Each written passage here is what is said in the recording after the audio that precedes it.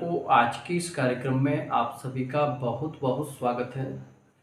मैं आचार्य अरुण शास्त्री आज लेकर के आया हूँ वृषभ राशि के जातकों के लिए एक बहुत ही खास लव राशि का। आज के इस कार्यक्रम में हम विशेष चर्चा करने वाले हैं वृषभ राशि के बारे में। वृषभ राशि के जातकों के लिए आपका आने वाला समय अप्रैल और मई, यह 2 महीने आपकी लव लाइफ से रिलेटेड, आपकी मैरिड लाइफ से रिलेटेड और यदि किसी भी प्रकार से आपका कोई अन्य रिलेशन है तो आने वाले समय में आपके रिलेशनशिप में क्या सकारात्मक परिवर्तन होगा और क्या आपके लिए विशेष रूप से परिवर्तन होगा। आइए जानते हैं आपके राशिफल के बारे में। और यदि स्थिति इन दिनों आपकी बहुत ज़्यादा विपरीत बन गई है, किसी भी प्रकार से पहले आपका रिलेशन बहुत अच्छा था, आपका पार्टनर आपको लेकर के बहुत अच्छा था, लेकिन अभी इन दिनों वर्तमान में स्थिति कुछ ऐसी बन गई है कि आपका रिलेशन इन दिनों बहुत ज़्यादा अप डाउन में है। आप अपने पार्टनर को लेकर के, अपने रिलेशनशिप को लेकर के यदि बहुत ज़्यादा परेशान हैं तो आज का कार्यक्रम आपके लिए बहुत ही खास है, क्योंकि आज के इस कार्यक्रम में मैं आपको कुछ विशेष समय भी बताने वाला हूँ। यदि उन दिनों आप किसी भी तरह से अपने रिलेशनशिप में सुधार करने की कोशिश करते हैं, परिवर्तन करने का थोड़ा भी प्रयास करते हैं, तो ज़रूर आपके रिलेशनशिप में बहुत अच्छा परिवर्तन होगा। और यदि बिल्कुल आप एकदम नो कांटेक्ट में हैं तो आने वाले समय में आपका फिर से कांटेक्ट हो सकता है या फिर नहीं हो सकता। और यदि किसी भी तरह से आपका कोई एक्स पार्टनर है, एक्स पार्टनर को लेकर के आप यदि बहुत ज़्यादा परेशान हैं तो आने वाला समय आपके लिए एक्स पार्टनर से संबंधित कैसा रहेगा।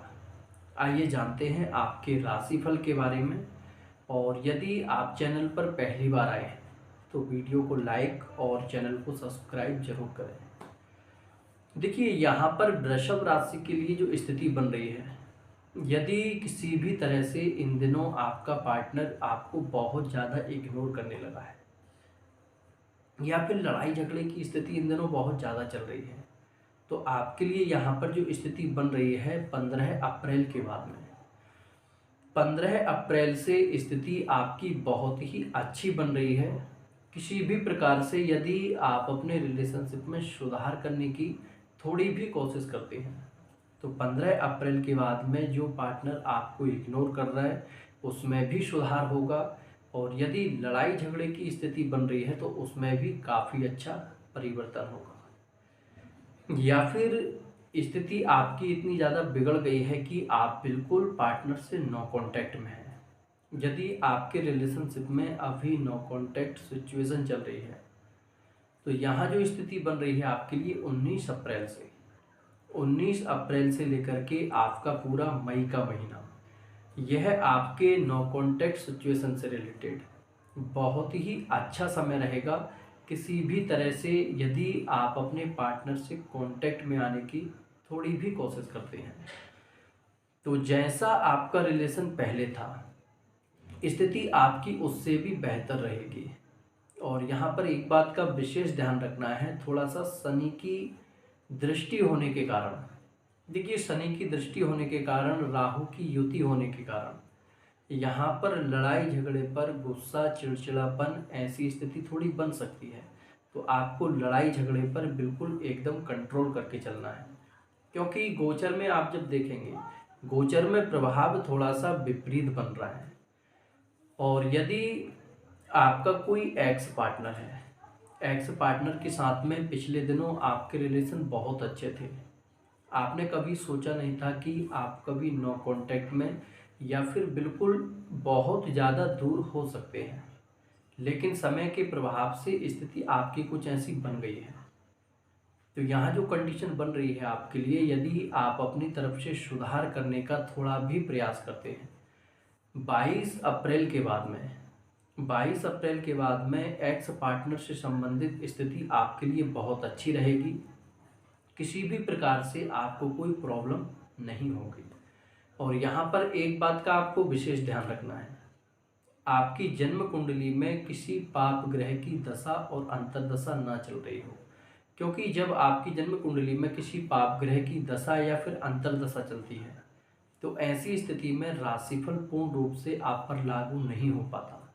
और यदि आप कहीं एक्स्ट्रा मैरिटल में हैं, आप कहीं एक्स्ट्रा मैरिटल अफेयर में हैं, तो आने वाला समय आपके लिए यहाँ जो स्थिति बन रही है 14 अप्रैल के बाद में, 14 अप्रैल के बाद में बहुत ही अच्छा सुधार होगा। यदि अभी स्थिति बहुत ज़्यादा विपरीत बन गई है, कहीं ना कहीं पहले आपका पार्टनर आपको लेकर के बहुत सीरियस था, आपके बीच में रिलेशन बहुत अच्छा था, लेकिन समय के प्रभाव से कहीं ना कहीं स्थिति कुछ विपरीत बन गई है, जो कि आप अपने पार्टनर को लेकर के बहुत ज़्यादा परेशान हो गए हैं। तो यहाँ पर जो परिवर्तन दिख रहा है आपके लिए 14 अप्रैल से आपके लिए विशेष योग कारक समय रहेगा। यदि आप फिर से कांटेक्ट में आना चाहें तो कांटेक्ट में आने के भी अच्छे योग बन रहे हैं। और यदि आपका रिलेशनशिप बहुत ज़्यादा बिगड़ चुका है, उसमें भी सुधार होने के आपके काफ़ी अच्छे योग बन रहे हैं। और यदि आप इन दिनों अपने वैवाहिक जीवन को लेकर के बहुत ज़्यादा परेशान हैं, पहले आपके वैवाहिक जीवन में सब कुछ बहुत अच्छा चल रहा था, मैरिड लाइफ को लेकर के किसी भी तरह से आप बिल्कुल भी परेशान नहीं थे, लेकिन वर्तमान में जो अभी स्थिति बनी हुई है, अभी कहीं ना कहीं मैरिड लाइफ में आपके लड़ाई झगड़े की स्थिति बनना या फिर स्थिति इतनी ज़्यादा विपरीत आपकी बन गई है कि आप एक दूसरे से बिल्कुल अलग हो चुके हैं। यदि आप बिल्कुल एकदम नो कांटेक्ट में आ चुके हैं तो फिर से आपके कांटेक्ट में आने के योग यहाँ पर 19 अप्रैल से लेकर के आपका पूरा लास्ट मई तक का समय, यह समय आपके लिए बहुत ही अच्छा रहेगा। और यहाँ पर आपको एक बात का विशेष ध्यान रखना है।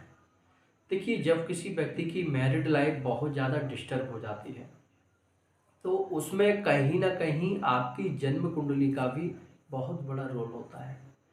यदि आपकी जन्म कुंडली में आपके सप्तम भाव यानी कि आपके वैवाहिक स्थान पर किसी पाप ग्रह का प्रभाव है, शनि का प्रभाव है, राहु केतु मंगल और सूर्य, यदि इन ग्रह में से किसी भी ग्रह का प्रभाव है और उसकी दशा या अंतर्दशा चल रही है, तो ऐसी स्थिति में मैरिड लाइफ में बहुत ज़्यादा कुछ ऐसी स्थिति बन जाती है बिना किसी रीजन के कि आपकी मैरिड लाइफ बहुत ज़्यादा डिस्टर्ब हो जाती है।